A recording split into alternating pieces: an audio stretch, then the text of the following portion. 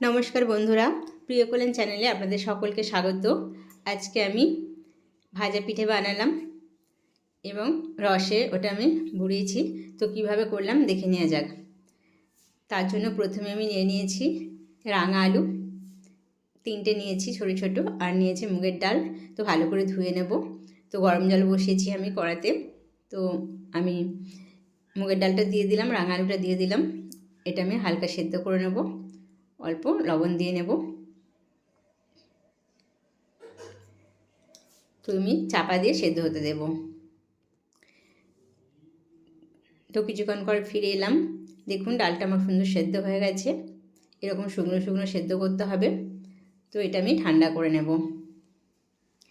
তো আমি এবার নিয়ে নিচ্ছি চালের গুঁড়ি 3 হাতা, আর নিয়েছি নারকেল কুড়ো, ডাল সেদ্ধ, রাঙালু সেদ্ধ নিয়েছি। লবণ দিয়ে নিলাম হালকা, বিশেষ কিছুই লাগবে না। আর আমি এর মধ্যে দেব গুড়, দেব 1 হাতা। বেশ ভালোভাবে এটা মেখে নেব। নারকেল কুড়োটা এর মধ্যে দিয়ে দেব, ডালটাও দেব। তো তার আগে আমি একটু মাখিয়ে নেব। খুব সুন্দর করে আমি এটা থেসে নেব একটু।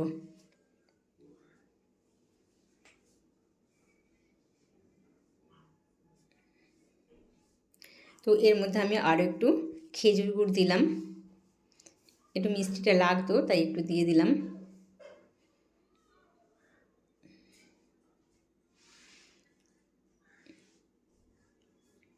খুব সুন্দর নরম খেতে হবে, যেহেতু ডাল আর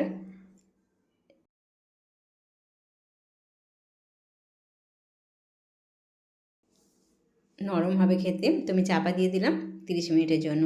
তো 30 মিনিট পরে আমি ফিরে এলাম। তো এবার আমি এটা শেপ দিয়ে নেব। তো আপনারা আপনাদের মতন শেপ দিতেই পারেন। আমি আমার মতো খুব অর্ডিনারি একটা শেপ দিলাম। এর মধ্যে পুর দেওয়ার কিছুই নেই, জাস্ট এমনি নর্মাল ওটাকে একটা করে শেপ দিয়ে দেব।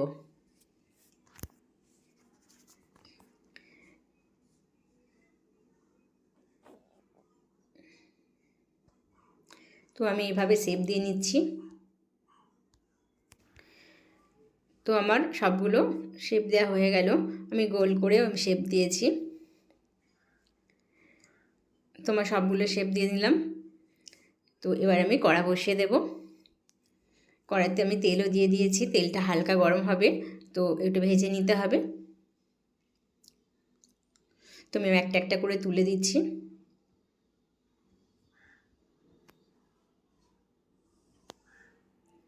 তো আমি একটু নাড়াচাড়া করে দিলাম, উল্টে দিলাম।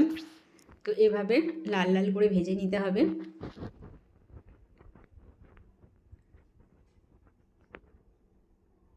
ভাজাটা হয়ে এসেছে, আমি তুলে নিচ্ছি। এইভাবে আরও একটা ব্যাচ আমি ভেজে নেব।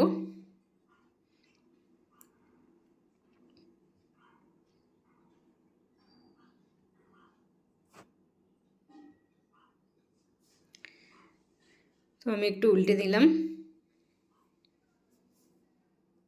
তো এই ব্যাচটাও আমার ভাজা হয়ে গেল, এটা আমি তুলে নেব। তো এদিকে আমি ওই কড়ার মধ্যে তেলটা ঢেলে নিয়েছি। তো ওর মধ্যে আমি 1 বাটি জল দিয়ে দিলাম এবং চিনিও দিয়ে দিচ্ছি সম পরিমাণ। তো ওর মধ্যে আমি হালকা দুধ দিয়ে দেব, যেহেতু নোংরাটা উঠে আসবে। নোংরাটা আমি ছাঁকনি করে ছেঁকে নেব। এর মধ্যে আমি একটু খেজুরের গুড় দিয়ে দেব, বেশ সুন্দর ফ্লেভার আসার জন্য। তো বেশ ভালোভাবে নাড়াচাড়া করে নিচ্ছি। তো আমি একটা তার দেব। তো এর মধ্যে এবার আমি ভাজা পিঠেগুলো দিয়ে দেব এবং 5 মিনিট ফুটতে দেব, যাতে করে এর মধ্যে রসটা ঢুকে যায় ভালোভাবে। একটা এলাচ আমি ফাটিয়ে দিয়েছি।